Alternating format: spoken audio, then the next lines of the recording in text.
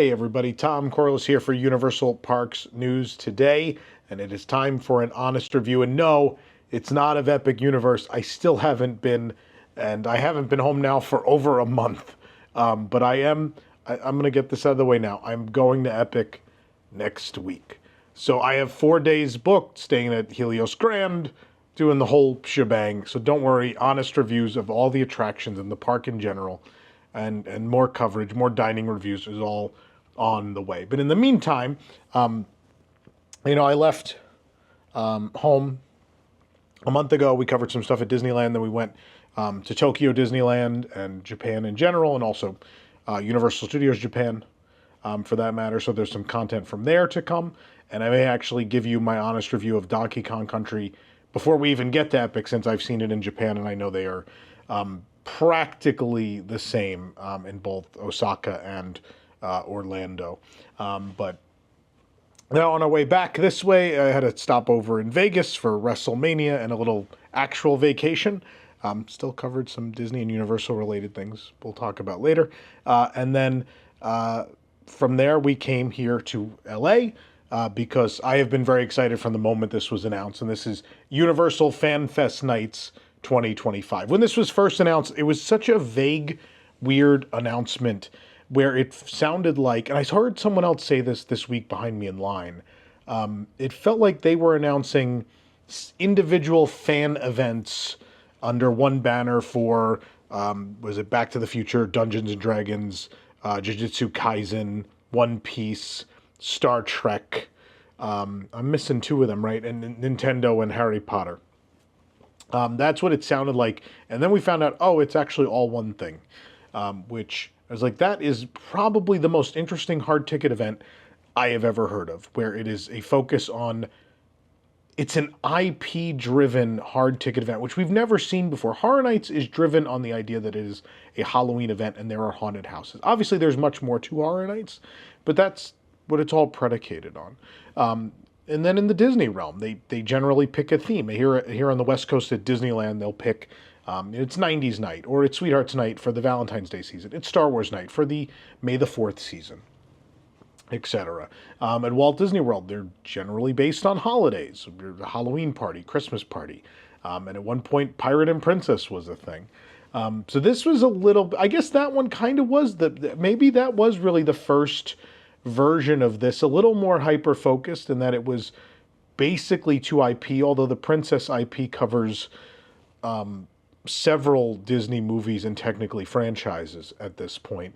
That's kind of, I guess that's kind of the first version of this, but still, I would say a totally different thing. But nonetheless, Universal has been looking for something else to balance out the calendar from Horror Nights. In August in Florida, and usually some years now it is kicked off in August. August, and then here September, October, and even early November sometimes. Horror Nights has become a phenomenon where at this point I don't even know that the IP attached matters so much anymore. I think they've done such a good job the last several years establishing Horror Nights as a thing you simply must do. Not just as a theme park person, but for just everyday people who aren't in our fandom. Horror Nights has become a must-do thing, and that team has nailed it. It is a phenomenon. The houses get bigger and badder and better every single year for the most part. Some years more than others, but it's bound to happen when you're making several original, completely new haunted houses every year, which is a Herculean effort. And so when you hear that something in the same vein and from the same people is going to happen, and it's this fan fest thing, and some of your favorite IPs are mentioned in there, that's a very, very exciting thing. Now, most of you, like me, responded in particular to one of these, and the one would be Back to the Future. So we're going to spend a lot of time talking about Back to the Future's involvement, but I will say, I think Universal's expectations were shattered, and I think a lot of mine were shattered looking at the crowd that attended the event on the nights we attended the event. And so we attended on night one, which was Friday. Check my calendar. I have no concept of time anymore. Friday was the 25th, And Saturday the 26th, we attended the first two of these. And I'm going to break that down. I'm going to break down every single part of this event: food, merchandise, attractions, meet and greets, everything, in Tom's Honest Review of Universal Fan Fest Nights 2025, the inaugural edition.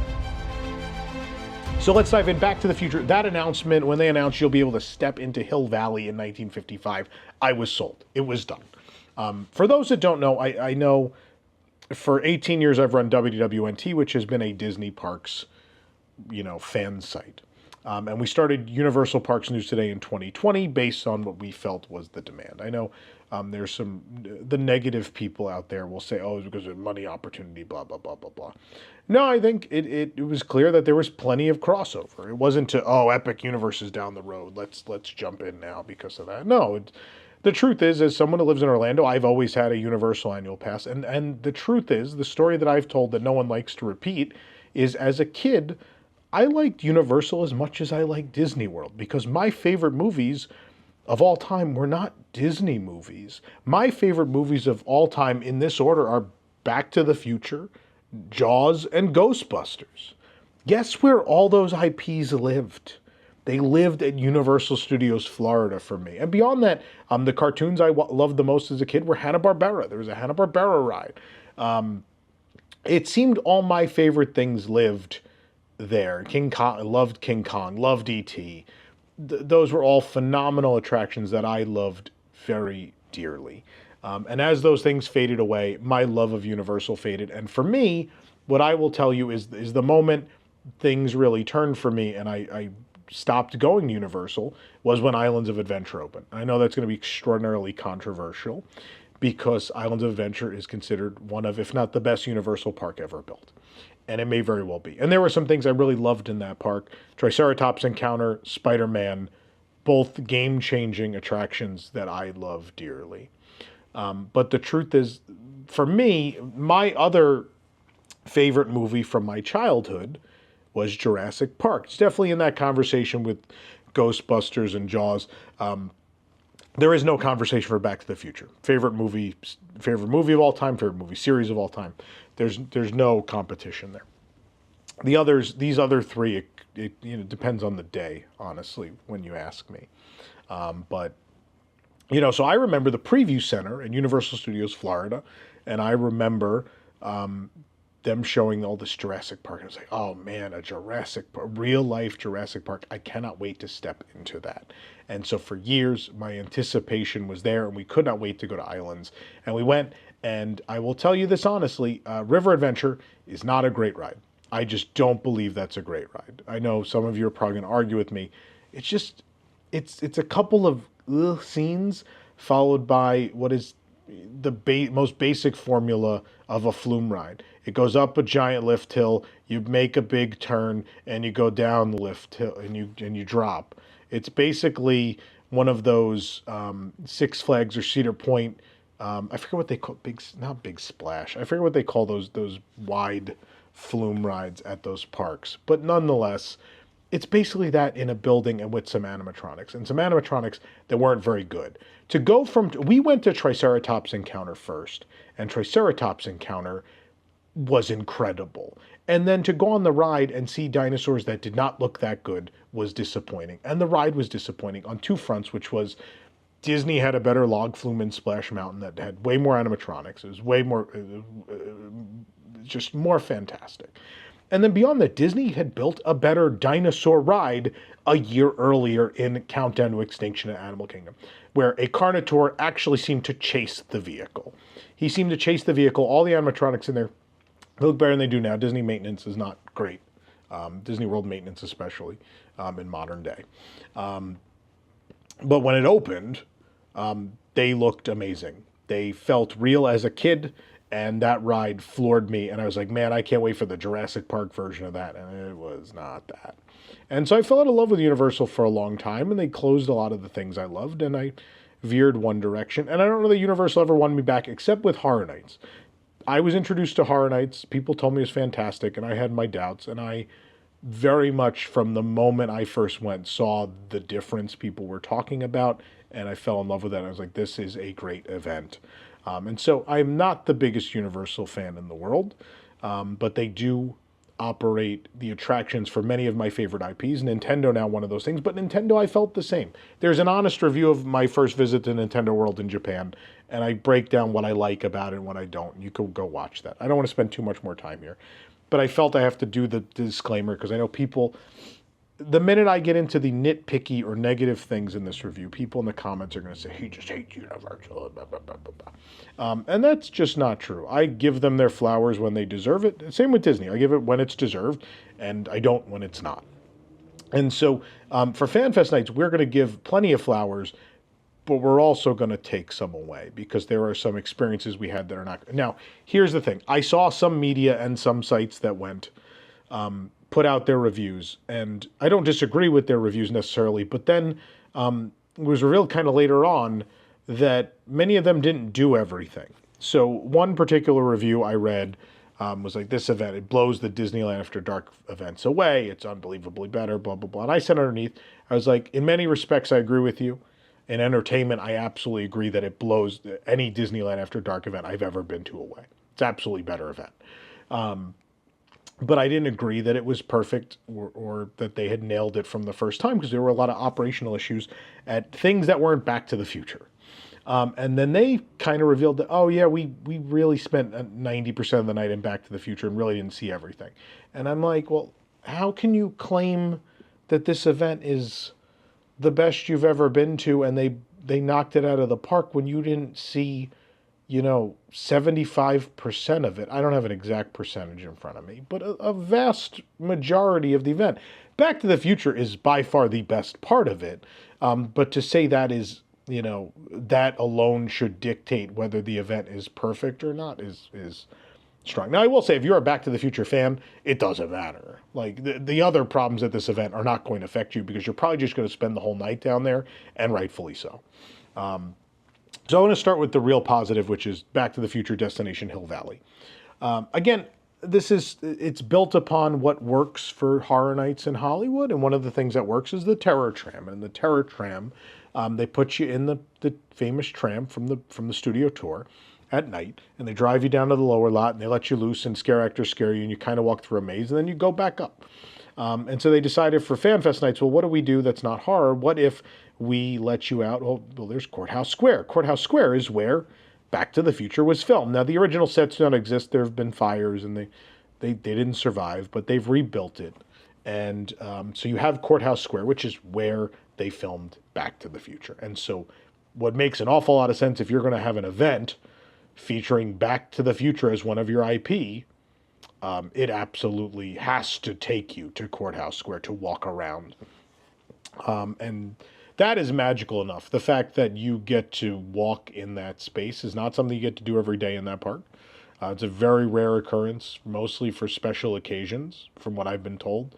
Maybe wrong. Let me know in the comments if I'm wrong, but yeah, it doesn't happen. So just to be able to walk out of the tram and actually walk around where Back to the Future happened, where it was actually filmed, as a fan is a magical experience. Now, what Universal did was the best version of copying homework I have ever seen in a theme park. If you watch the other channel, you may remember when Star Wars Galactic Star Cruiser debuted. I did 2 honest reviews. I did one off of the first voyage and one off of the second voyage. And then I eventually did one when I took my parents back because I loved it that much.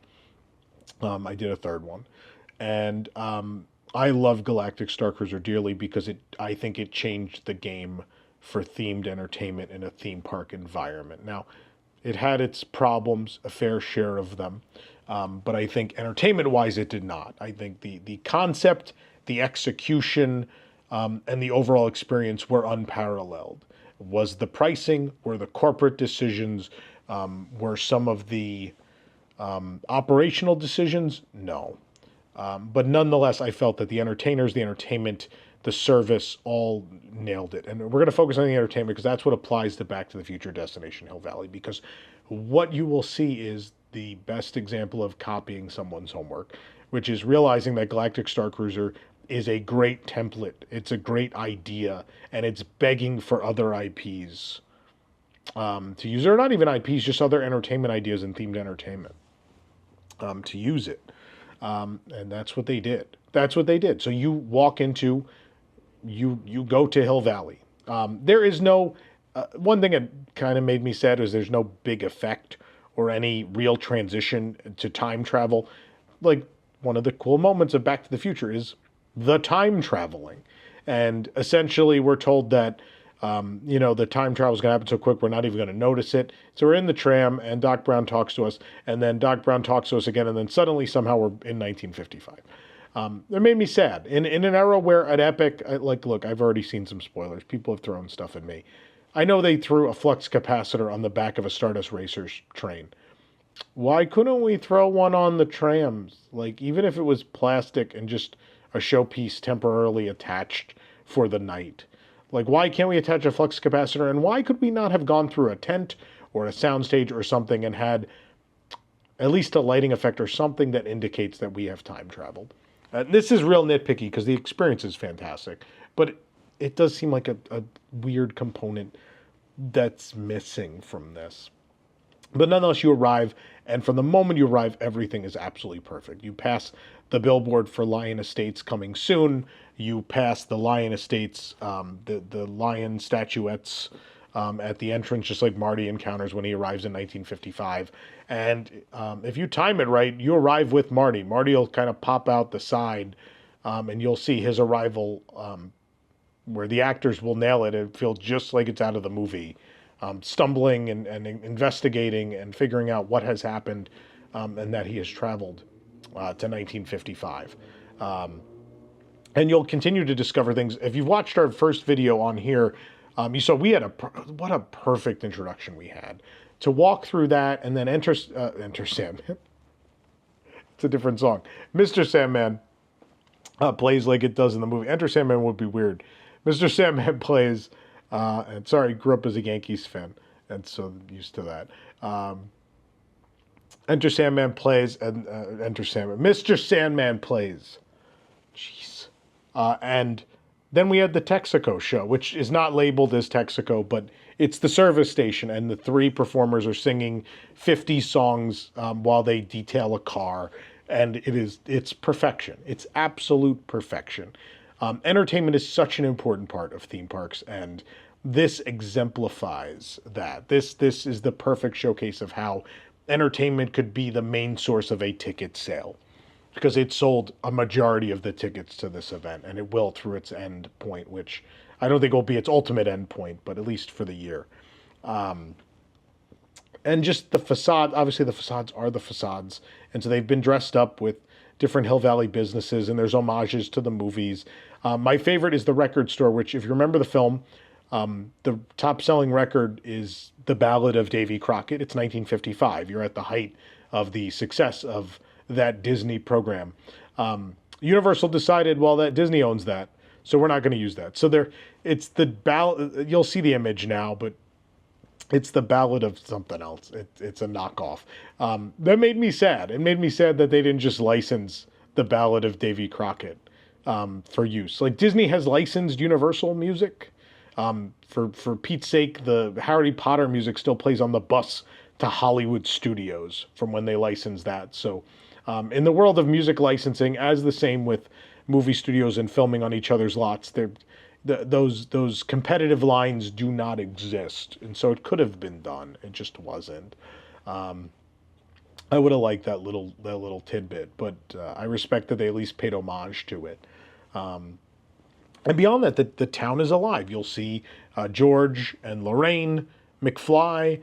You'll see Biff, and Biff will have one henchman, not all of his little goons that follow him around, but just one. Lorraine has a friend, and you have Doc Brown of the time walking around. You have Principal Strickland walking around as well, and I think that makes up the whole cast of characters. Oh, no. You have then you have the band, the Enchantment Under the Sea, the band that plays Marvin Berry and the Starlighters. I don't remember off the top of my head. It's your cousin Marvin Berry, and then you have Goldie Wilson appears as well, and So Einstein, in the original marketing, they made it sound like everyone was going to inhabit the town, and that included Einstein. I was wondering how Einstein the dog would work. And it worked pretty much as I thought. It's actually, that one is a straight up photo op slash meet and greet. So you meet a dog. You meet, and I know the way I said that sounds derogatory, but that for me was the highlight. I got a picture with Einstein in the DeLorean with the backdrop with his instant dog feeder and the clocks from the opening of the first film.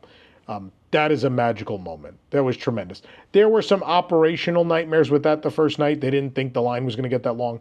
It's a photo op with a very cute dog that looks like Einstein in a DeLorean. How did you think no one was going to line up for that?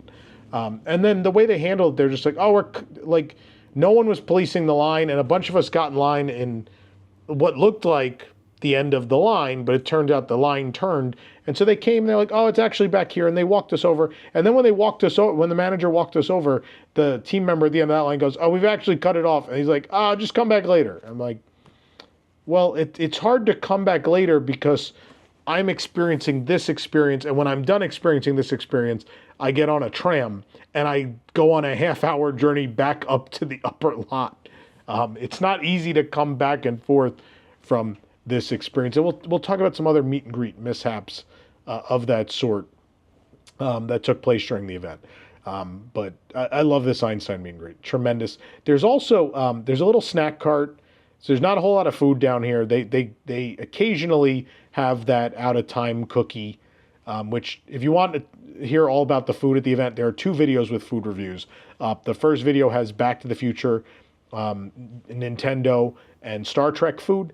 The latest video has One Piece, a couple of the One Piece items, all of the Jujutsu Kaisen items, and we did the 3-course meal at 3 Broomsticks in the Wizarding World of Harry Potter. So we'll talk about that all separately. But that out-of-time cookie is down there. And then they just have generic stuff. I think they had chips, they had bottled sodas, maybe prepackaged ice cream. Not a whole lot, but enough if you really need something down there. Thankfully, they also installed bathrooms down there. They have temporary bathroom trucks, trailers, whatever you want to call them, out towards out the back. They're not visible, which is nice. They put them behind hedges. Very, very nice touch. Then there are carnival games, which carnival games, I know people are like, oh, carnival games. I like the carnival games for a few reasons. Number one, it feels like you're at it makes it feel like there's a festival or something, or something of the sort going on in Hill Valley at the time, which I think helps to explain some of the change that had to be made logistically to make this work, which is things like the Enchantment Under the Sea dance taking place outside of the high school in the street. Like, why is that a thing? And so it creates this overall sort of fair atmosphere, which works really well. It feels right in the situation. And what I also like is that they had Back to the Future prizes. You see them a little bit behind me. There's the Einstein plush and a plush DeLorean. It was $20 a play, which is a lot, but you're guaranteed to win. And even if you win or don't win, you get one of these Back to the Future plush in most cases if they've stocked the 3 games correctly. There's a knockoff Plinko. There was the Ring the Bottles thing. And then the Test of Strength, the mallet with the bell. And what I liked is they used that as an opportunity to have another story moment with guests, which is Biff and his henchman, Crony, will come and berate people as they play, which is great. It's a great moment. And it's all very Galactic Star Cruiser in the way it works, where there are times where characters are waiting for their next big pivotal story moment, and so that gives them time to interact with you, for you to go talk to them, to get their story, to interact, and to, in essence, in many ways, change the show and influence the way the show will go over the 45-minute course of action, which is tremendous. But then there are those fixed story moments. So like Marty will walk into town and and when he walks into town, he'll see the Texaco show, or the service station show. And he'll start to figure out that and with you interacting, what I like is the movie is altered. The movie is absolutely altered. But they play into that in the Doc Brown spiels that play before and after on the tram.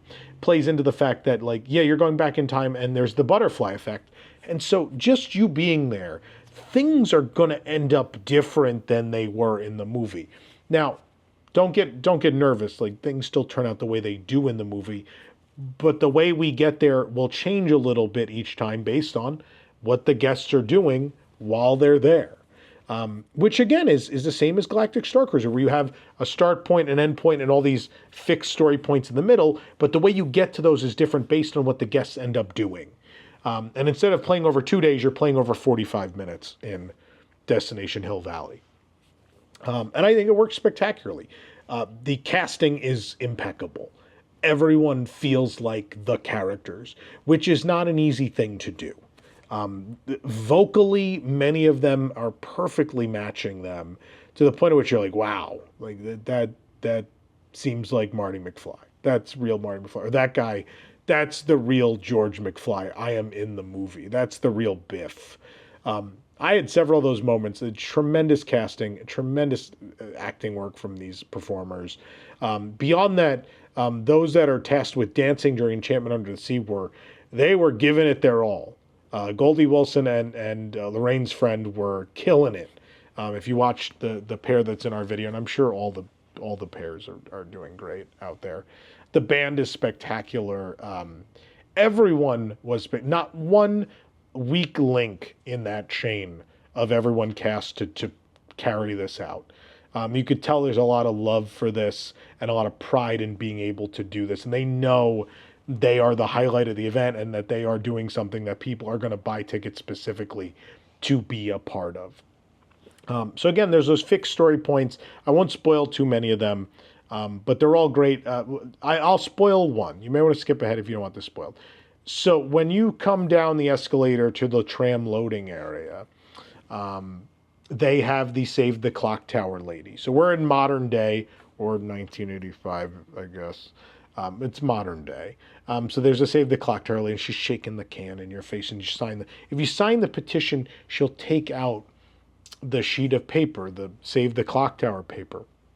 And so you actually can use that paper to be a part of the story of Back to the Future. So when Doc and Marty end up meeting in 1955, they sort of run into each other on the lawn, and then they have their big back and forth on the steps of the courthouse.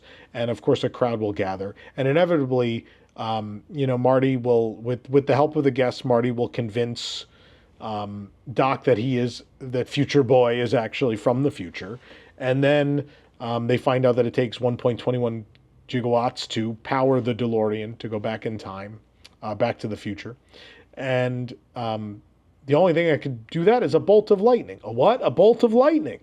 But you never know when or where it'll strike. And that's when inevitably guests will take out the sheet of paper and shake it around, and Marty will come grab it and be like, what if we did know? And it's a great moment. You could see people light up. You could see the guests light up that they got to be a part of their favorite movie, an active participant. And it's something that it's in a way that a ride could never even accomplish. I hate to say that, Back to the Future, the ride, one of my favorite attractions of all time. I love it dearly. But Universal has done two things in recent time that I think carry so much more emotional value as a Back to the Future fan that really, I don't know another way to phrase this, but they bring out a lot of emotion in you as a fan of this, someone who loves these movies. Number one is, and still my favorite thing, even more than this, I'm going to tell you that now, I cried at this thing, the great movie Escape in Orlando at City Walk. The Back to the Future escape room, I still think, had so much heart, and having Christopher Lloyd actually in it, it's a very special thing, and they did a tremendous job, and I love it. This is a close second for me. This is another one of those opportunities, but again, in a far more personal way than a ride could ever accomplish. And that's the magic of live theater. It's the magic of live entertainment. You just watch people light up when they get to be a part of it. When George McFly asked them, like, what should I do if Biff puts his hands on Lorraine? And people are like, you should sock him, George. And people are just so into it. And I love that. It's so cool to be trapped down in the lower lot in Courthouse Square with like 500 to 2,000 people who love Back to the Future the way you do and watch everyone just get so into it. It is a magical thing. I don't want to talk about it too much more because I don't want to spoil more of it for you if you plan on going or you're going to go a future year, because I, knock on wood, this is going to be back. It's a magical, wonderful thing. It is perfection. There are little things I would do to improve it, but it's so fantastic that I don't think that holds it back. I do think next year, though, guys, if you come back, those little tweaks should happen. You should figure out the Einstein meet and greet a little better. And the other thing I will say is what I thought was going to be the coolest moment, which is the end, which is when lightning strikes the tower and Marty gets sent back to the future. I was like, oh, that's going to be incredible. Is actually, it's a little lame. It's a little lame. It's a square projection that doesn't fit the face of the building, of movie clips, of that scene. And the only real payoff is at the end, which is cool. Lightning strikes. So there's lighting effects in Courthouse Square. You see like lightning, which is very cool. You see lights in the building as if the DeLorean is going down the street. It doesn't actually go down the street. That doesn't happen. A lighting effect goes down the street. And then at the end of the street, they've set up a photo op, which is the two fire trails and the out-of-time license plate spinning. There's the two fire trails, and there's the wire where the rod hits and the 1.21 gigawatts gets sent into the flux capacitor. And in the show moment, there is a light trail that goes down the wire from the courthouse onto that wire, and it sparks. And I was like, that's super cool. But the sad thing is they didn't do the other part of that, which is the fire trail should show up at that point. The fire trail instead stays the whole time, which I don't have a problem with it being there because people want the photo. But when that show starts, the fire trail should go out, and then when it happens in the show moment, the two fire trails should go forward. And we've heard through the grapevine that was supposed to happen, and the company that built it in a way that it couldn't actually happen. But that was the original intent of the show. There apparently are other things that were cut, most likely budgetary. But the hope we've heard internally is that for year 2, these things will get added on. I hope it becomes, it was cut for budget, but I hope the viewpoint is, hey, now we have some tricks up our sleeve to sell tickets to bring you back next year. Those things we developed already, let's finish them, let's roll them out, and let's make this even better next year. But again, I have notes, but I don't really. There are little things I would fix, but at the same time, at a $75 ticket, I would not in a million years tell you not to go see this. It is absolutely a great value at the price point it is at, even if you just spend the night in Hill Valley, if that means something to you. Tremendous experience. Love it. Kudos to everyone involved. I wish I lived out here and could buy the every night ticket and just keep bouncing back throughout the season. But I will build my anticipation, hopefully, for the return next year. We're going to talk about the houses, right? Similar to Horror Nights, they have houses, essentially. And what's interesting is, because this isn't a horror event, these are well-lit houses where you have to build more detail. You have to have more detail. Okay, with Back to the Future settled, let's talk about the other stuff. There are houses. Like Horror Nights, there are houses. Now, because they're not horror, they're not dark and brooding, and because they're better lit, they had to be more detailed. And they absolutely are extraordinarily detailed. They feel like permanent installations in many ways. Star Trek more so, because the walls feel real. The walls of the USS Enterprise feel real. I don't think the story of the Star Trek experience, which is called Red Alert, is particularly strong, but the scenic design is spectacular. It really feels like you are there. The actors are trying their best. The costuming is very good. The story is suspect, is what I will say. It seems real easy. That template seems malleable, and I think you could rework that for next year and come up with something a little stronger that maybe will touch people a little more. But when you get let onto the bridge of the Enterprise, it is the bridge. And I talked to some hardcore Star Trek fans at the event, and they loved it. They thought it was great.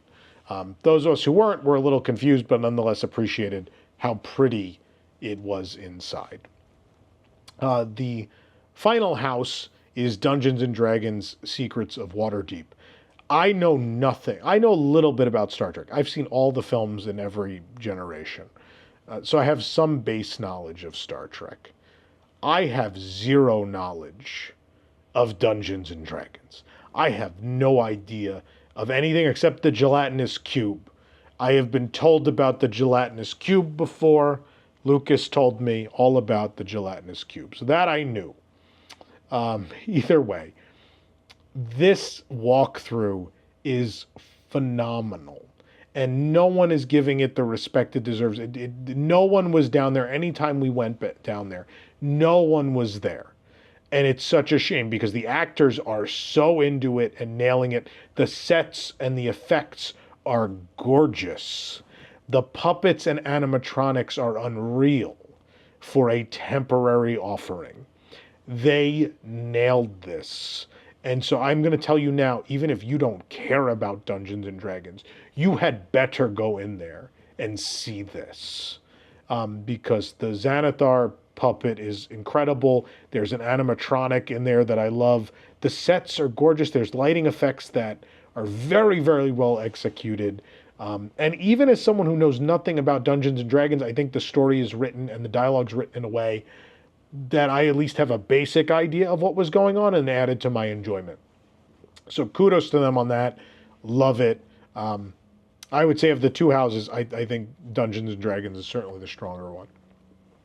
Beyond that, there is another attraction. Jujutsu Kaisen has an attraction. It has what is supposed to be a 4D show that is not a 4D show. It's presented in what is the DreamWorks Theater, where the Kung Fu Panda experience is presented during the day.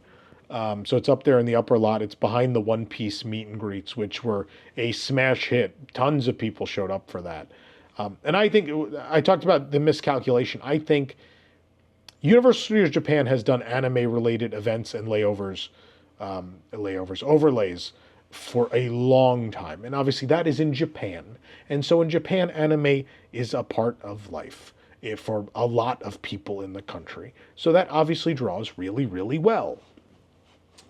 There's been a lot of fear for a long time. I know many, many people within Universal Parks have brought up the idea of doing stuff with anime.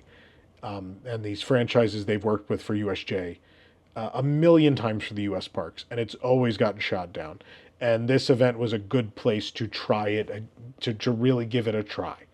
So Jujutsu Kaisen got to take over the theater, and they repurposed a film that was made for USJ, that was in the 4D theater there. It got to roll into here. Now, what's weird is it's not 4D. If you've been in the Kung Fu Panda show, it is I'd say 180-degree projection map experience.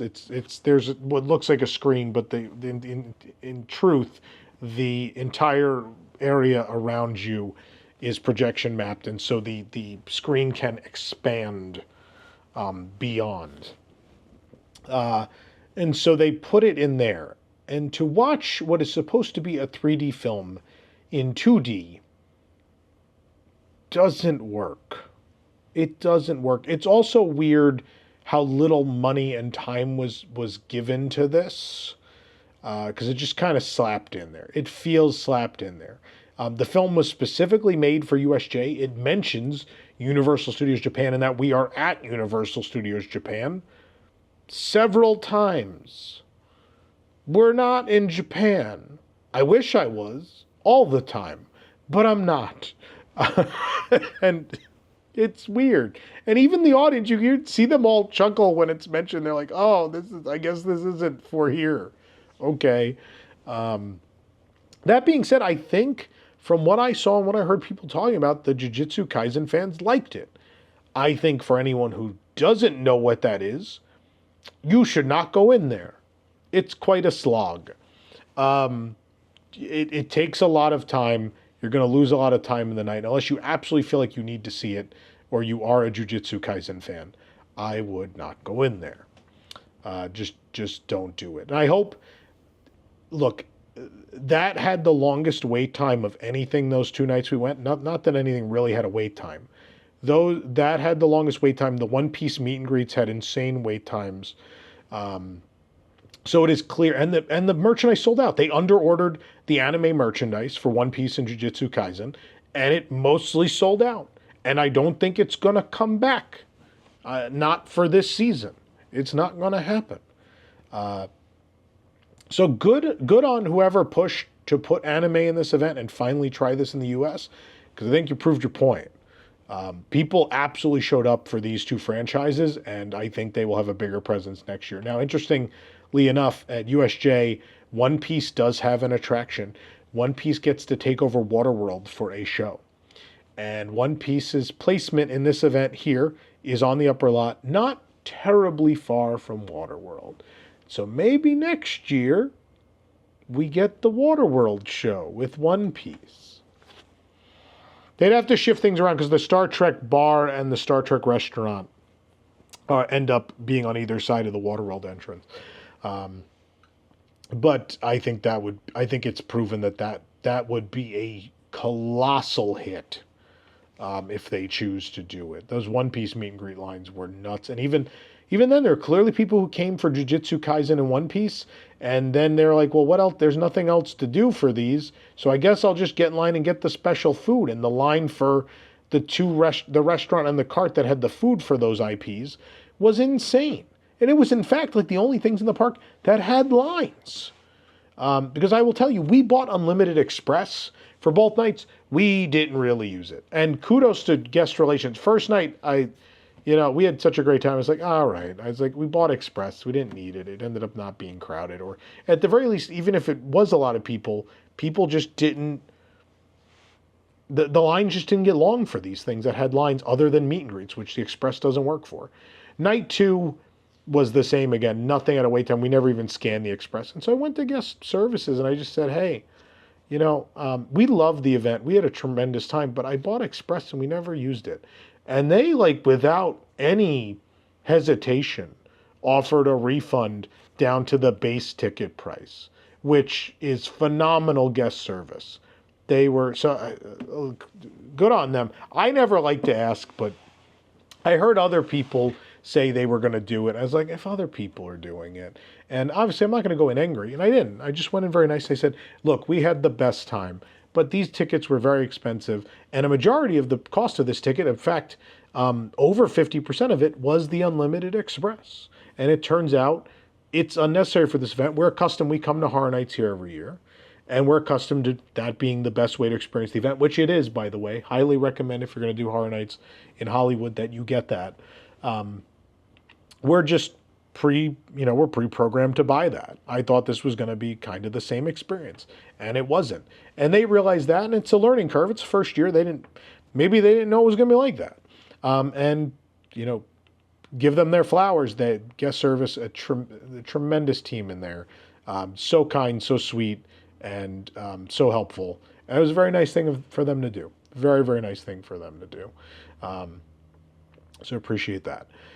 So just don't buy Express in advance. If this event ends up getting higher attendance as the season goes on, and you end up there on a night where the waits are bad, just buy it while you're there. I would not, based on the way this whole first weekend went, I would not buy Express. You're not going to need it. Buy the early access. I think the early access is the way to go. Based on everyone we spoke to who had it, that was the best experience. So just buy the one with the early entry and leave it there. But Jujutsu Kaisen film, that was rough. That was real rough. And I had to go twice. I watched it once and I was like, well, I need to film it. Rosanna was like, oh no, we have to go back. I was like, yep, we do. And that was a slog to film that the second time. But I know at USJ, they're never in a million years going to let people film it. And I know there's plenty of people in the world who will never get the opportunity to go to Hollywood, or they saw it at USJ and loved it and don't get to relive that again. And so if they allowed filming here, so we filmed it, and it is here for you to enjoy if you'd like to watch it, if it would make you happy. Which is the point of these YouTube channels where we go to parks around the world and film these things, is so people around the world can, when they're, feeling down or need a little entertainment, it's there for them. So let's talk about Harry Potter and Nintendo quickly. Harry Potter, its role in this event is mostly based around the Fantastic Beasts. You may remember in 2023, I think it was 2023. Yeah, it seems right. At Universal Studios Japan, they introduced a lot of beasts to the Wizarding World of Harry Potter. They introduced there's a woman covered in pygmy puffs. There is a guy with a baby dragon carrying him around. There is the Niffler on the mail cart, and then they also had the hippogriff.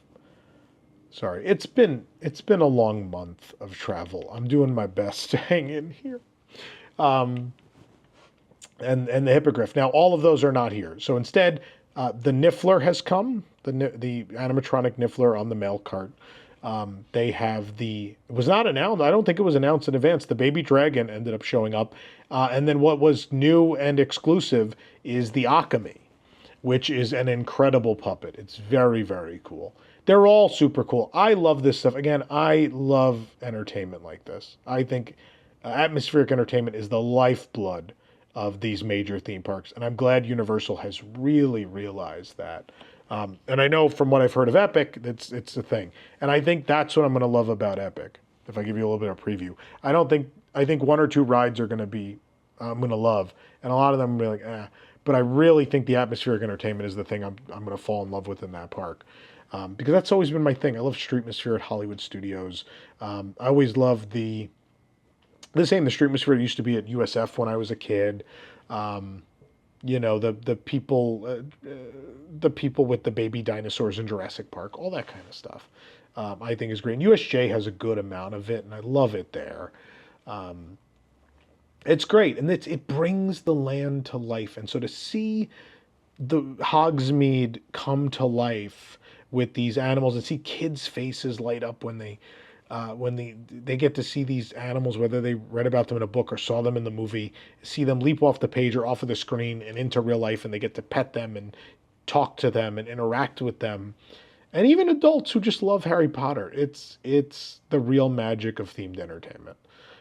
So again, love this. More of this. Get the Pygmy Puff Lady. Let's get the Hippogriff. Please go all the way. And Florida, you next. These have to come. I don't know I think the Niffler, there is a Niffler of some sort at Epic. I have tried to stay away from spoilers. I know I sound like I don't know what I'm talking about because I have not looked at anything. I want to be surprised and see things and experience them for myself. I believe there is a Niffler of sorts in the Ministry of Magic area in Epic, but I haven't looked too much. Either way, Orlando, let's do this, please. So I think it's great. I think, I don't know that the Harry Potter demographic is showing up for this. We saw a good amount of people in robes, but they were clearly, I would say, the minority. I think the Potter people, where that was their main fandom, were the absolute minority of this event. I think it was Back to the Future and the anime fans were like neck and neck depending on the night. And the anime people might have pulled away at one point too. There were a good amount of Star Trek people. And then Nintendo, the people didn't necessarily dress up for Nintendo. But it's one of those things where I think Nintendo is a thing that is for everybody. And so I think you saw the Trekkies and the Potter fans and the Back to the Future. We were all in Nintendo because we all love Nintendo. But you could tell by the way people dressed or what they're wearing or what their biggest fandom of the seven was. I think Back to the Future and the anime were at the top. And Potter robes were probably the thing I saw the least of the 6 other IP. And so, but everyone I saw interact with it loved it. And they're trying to figure out what this event is. They're really trying to figure it out. And I think, obviously, if I'm Universal, I would think, well, our 2 biggest draws here in Hollywood are the Wizarding World of Harry Potter and Super Nintendo World. So both of those will have to take part in this. And they came up with good stuff for Potter. It's just not stuff that I think is selling tickets to Harry Potter fans. I think tickets are being sold to people that love these other IPs who also happen to love Harry Potter, and that's who's ending up in there. Also, people know that one of the few good restaurants in that park is Three Broomsticks. And so the Three Broomsticks meal was packed. Go watch that review. It's one of the best meals I've ever had in a theme park, counter service meals I've ever had in a theme park. Very, very good meal. And the dessert was beautiful and delicious, a rare combination. Go check out that review. Highly recommend Three Broomsticks. And we're going to end with Nintendo, because Nintendo is a majority of my negative. Kudos to them for realizing that so many people love Yoshi. The focus on Yoshi was great. The Yoshi merchandise being released, a lot of it is what's available at Epic or USJ. That's great. This idea of the Yoshi egg hunt, super cool. I love that they close the land and they sweep and then they install eggs.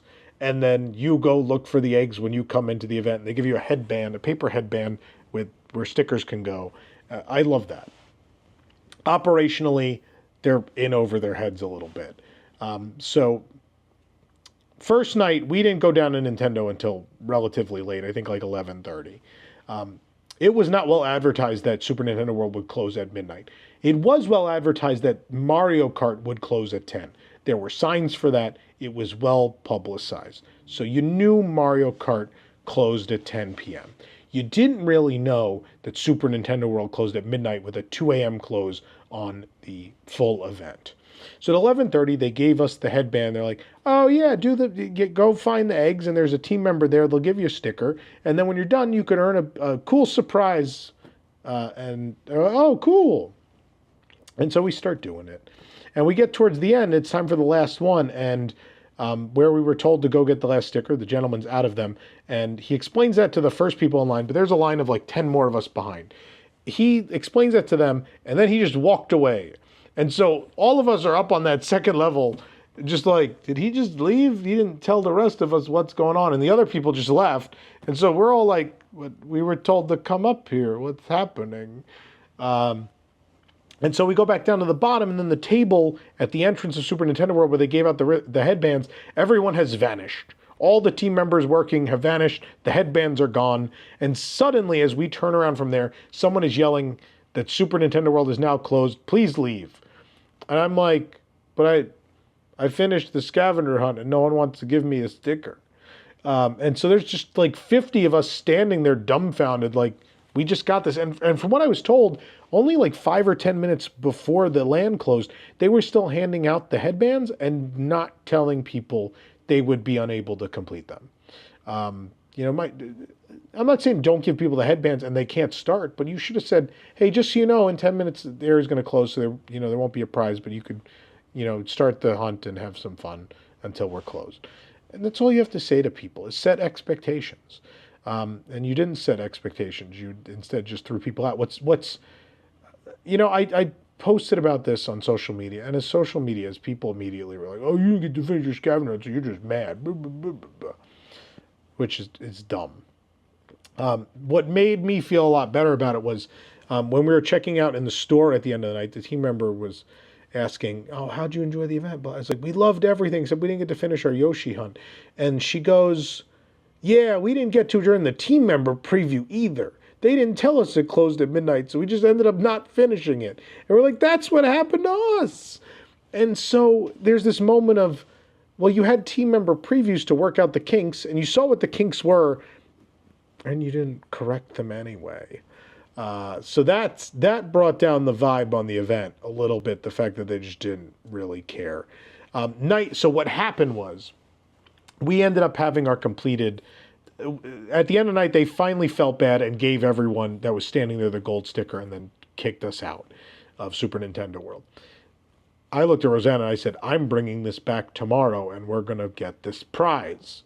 And so night 2, we rope dropped. Night 2, we went down the escalator and we were down there before 7 o'clock. And at 7 o'clock, we went in and we went to where you're supposed to redeem, which is, again, upstairs. There's a set of doors that go to, I think, the extended queue for Mario Kart. And that's where you go redeem for a prize. And so he checked it and he's like, yeah, okay, come on in. And we ended up being the first people in line. The prize is a special secret meet and greet with either the blue Yoshi or the pink Yoshi. We got blue Yoshi, which don't tell Rosanna I was excited about because I know she wanted pink Yoshi, and I'm sorry, dear. But we got blue Yoshi, and that was super cool. But I heard from people who finished a little after us that they ended up waiting 90 minutes for that. So as people complete that, you show it, and they put you in a queue, and it gets very long. It probably gets worse than 90 minutes. Again, none of the attractions had line. The meet and greet lines were out of control. They need to find a way to add capacity to those in some way. On top of that, the green Yoshi situation wasn't very well handled. Again, there's no event map or guide, and you're just relying on the app, and I'm going to be honest with you. The Universal app is terrible. The Disney app is also terrible. It's like someone took the Disney app, which is already the bane of my existence, and was like, how do we make this worse? And they created the Universal Parks apps. They're horrendous, and it's hard to find what you're looking for. And it's just not laid out in a logical way where it would if you had an event guide printed out. Just print out an event guide, please. Please, if you charge us $10 more, this event would still be worth it, and just hand me a paper event guide. So I can see the times for the meet and greets. I can see when the things operate until. You throw me a bone, or make it clear on the tip board at least. List the meet and greet times. List, when they're good at some stuff. Like it told you Mario Kart closed at 10. They were very clear that the last tram down to Hill Valley was 1 o'clock. Those things are made clear, but not everything was. A lot of people want to do the Yoshi meet and greet, but it wasn't their top priority. And so they figured, well, after we do one or two things, we'll go down and see Yoshi. And so the event runs from 7 to 2 a.m. Actually, isn't it 6:30 to? No, it's 7, right? 7 to 2 a.m. It's a nice long event. Kudos again. Value for money. It is a super long event. You have plenty of time to do what you want. It's great. So even if you do end up in a 90-minute meet and greet line, it's not like a Disney event where it's then over. It's mostly over. You could still do a lot with your night. But green Yoshi, regular Yoshi, if you will, no one really knew that 11:30 was his last set. We lucked into it. We showed up at like 11:20, and we showed up a second before they were going to cut the line off. They also cut the line off. He's going to meet for 15 minutes, and they put just enough people in, maybe like 20 of us. It wasn't a lot. They put like 20 of us in the pen, and then he cut it off, and people came down and are like, really? That's it for the night? And then they didn't even know what was going on. One of the team members at the back of the line started telling people, oh, he'll be back at midnight at 12. And then they closed the land at 12, and he didn't come back out. So even within the people working in that land, not everyone knew what was going on. But tell me it's a me problem, please. Disseminate. I'm not blaming that team member. That is a management problem, and you need to disseminate the information to your team members better. They need to know that information so they can share that with guests correctly. But people were sad. People were like, oh, one time I'm coming to this event. I'm not going to get to meet Yoshi, I guess. Okay. And a lot of them were showing up we're talking like 10 or 15 minutes before the meet and greet started, and they're told, no, it's already cut off. It's like, well, the app didn't tell me I need to show up that much earlier. Like, in most theme park situations, you show up 10 or 15 minutes before a posted meet and greet time, other than like Anna and Elsa when they debuted. You should get into that meet and greet line. Even if you do wait a long time, you should still be permitted to access the meet and greet line. So something needs to be figured out there for sure. They need to either raise the capacity or better communicate with guests. Maybe a little bit of both, and figure that out. But I like the egg hunt. I think it's a fun, cool thing. Operationally, some other problems, which are that a poor team member has to stand at each of those stations and just keep putting stickers. And you see that they got to peel it, and you stick, and you want to do a good job stick. You could see every team member's like, I don't want to ruin their hat, so I've got to get this egg on straight and on the point. And it's very hard when someone else is holding an item to get the sticker on. They all tried very hard, and it feels like a lot of pressure. And also, if I for 30 to 45 minutes was doing this, I think my hand would start hurting. That's not a fun job. That is not a fun role for those team members. And the lines because it's a process to peel a sticker. They don't always peel right away, and put it on right, and all of that takes a few moments.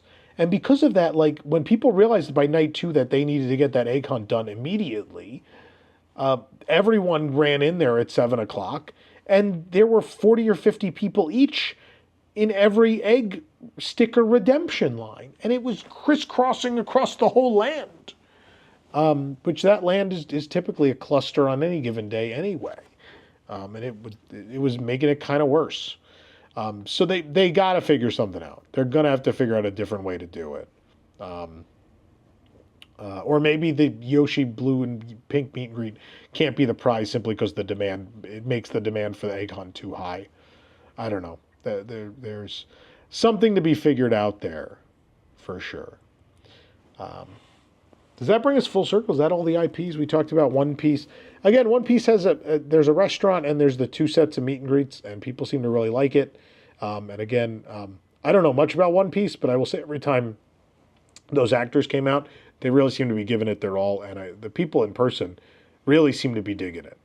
So that seemed great. Jujutsu Kaisen, yeah, talked about that. Star Trek, Harry Potter, Nintendo, Back to the Future, Dungeons and Dragons. Those would be the 7. There's some other weird stuff to this event. There's live music up in the plaza, which I don't think a lot of people went to. There's a DJ in the lower lot, which I never saw anyone stop to dance at. Those seem like a waste. That's not what people are there for. You've miscalculated your audience. They want to go be immersed. And it's what the marketing says, like, go there for real. Go there for real. And you want to just really go to those places and go immerse yourself in those worlds. And so the last thing you want to do is go to a generic dance party. I would, if I was Universal, I would cut both of those immediately. No one will care. Nobody will care that you've cut those. And throw that money at these little problems. The few little problems that this event has, take the money you're saving and throw it at those things. Whether that's finding a way to, add capacity to the Einstein meet and greet or the Yoshi meet and greets, or any of those things. Throw the money at that, and just, I promise, if you cut those things at the next event, not one person would show up at guest services and go, "Hey, what happened at the dance party?" It's not going to happen. No one's going to care. Don't worry about it. Yeah. I'm not going to talk about food and beverage. Merchandise, they did a lot. There's a lot of merchandise. We have full tour posts on our website. Go check them out. Each IP is separate. Actually, Jujutsu Kaisen and One Piece got a combined post, but all the others got their own. And Universal made a lot of new stuff for several of these IPs. Back to the Future got its 40th anniversary stuff, which is great, which I bought a bunch of. Star Trek had all Universal Studios exclusive merchandise. D&D, the same. There's a really cool mat with a bag, which I almost bought, even though I know nothing about Dungeons and Dragons. That's how cool of an item it was. They really nailed the merchandise, and although they did miscalculate on One Piece and Jiu-Jitsu, they didn't know people were going to attack it the way they did, and they did. We actually don't even have a picture of one of the hats because it sold out that quick and never came back. So there's that. It's weird that the Pygmy Puff is the merchandise for Potter, which leads me to believe at one point they were going to have the Pygmy Puff lady from Japan, and it got cut. I have to believe that because they decided to do a Pygmy Puff merchandise line for the event, and it has nothing to do with what they added for the event. So, but what I will say, again, for $75, they nailed it. They nailed it. The entertainment, I do agree, blows the Disneyland After Dark events away. Disneyland needs to reassess those. They've taken a lot away from those, and they're kind of blah at this point. And this is the opposite, where for $75, I was given much more than I expected. They over-delivered. Operationally, there are some things that can ruin people's nights. They need to figure out, and hopefully they will. But overall, you're not going to walk away not smiling. There's no operational mishap that could probably happen that will lead to you being disappointed by those entertainment. Those entertainment offerings are going to leave you smiling, and you're going to walk out of that park very happy that you went. I think, especially if you're a Back to the Future fan, and I think the fans of the other IPs will be they'll be ecstatic as well. I know we saw some Dungeons and Dragons fans who just seem to keep looping that. That's got to be great if that's your thing, and that's only got a perennial walk on. The thing is a walk on the whole event, at least right now. That's got to be cool. Just be like, oh, let's go do it again. You get that in 5, 6, 7, 8 times, and really get your money's worth. That's pretty good. Yeah. But overall, I'm excited. It's worth noting the first night we saw a huge executive presence from Universal Parks, Mark Woodbury, who's in charge of the entire division, and all of the folks that work with him and underneath him were there in force to see this thing unfold. Which leads me to believe, number one, this is a big initiative. It's definitely coming back in Hollywood, but also that most likely something of the sort will happen in Orlando, and maybe other Universal parks around the world, which is a good thing. I think this is a great idea for an event. I think it'll balance out their calendar well, be the opposite side of the calendar from Horror Nights, and be something for folks that don't like Horror Nights, which there are some people. There are people out there who brave Horror Nights because there ends up being a movie or IP they really love involved, and they're like, I'll deal with it. I don't like people jumping out at me, but I'm going to try it. This is the antithesis of Horror Nights. It's Horror Nights without the scares. And I love that. I would like to see more houses. I would like to see more to do. And I'd like to see them fix the little nitpicks at the things that we talked about already. They are the foundation, though. I cannot think of many an event its first time out that went so well. And I know I talked about operational problems. There were plenty. Food-wise, there was a ton. They kept running out of stuff, and people were angry, and there's all sorts of problems on the food side.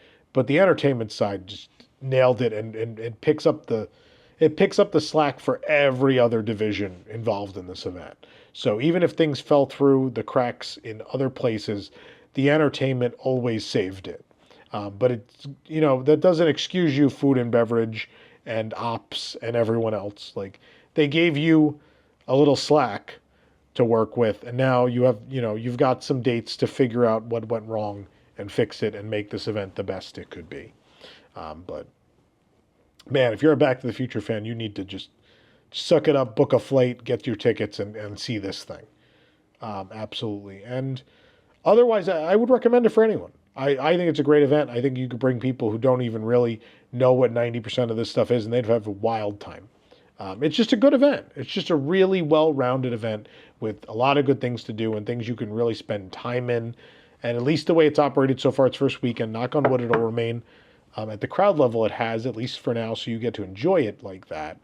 At the crowd level it's at right now, it's very enjoyable. I don't know what's going to happen. I don't know if it's going to pick up pace as the season progresses or not. It picked up pace over the weekend. I know Friday, I think they said they feigned a sellout, which they always do first night of any event. They did it, I think, like 8,000 guests.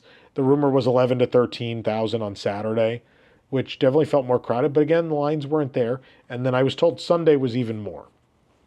But it sounds like it handled it well once again. So they built an event with a lot of capacity to grow into, which is also, I think, so smart.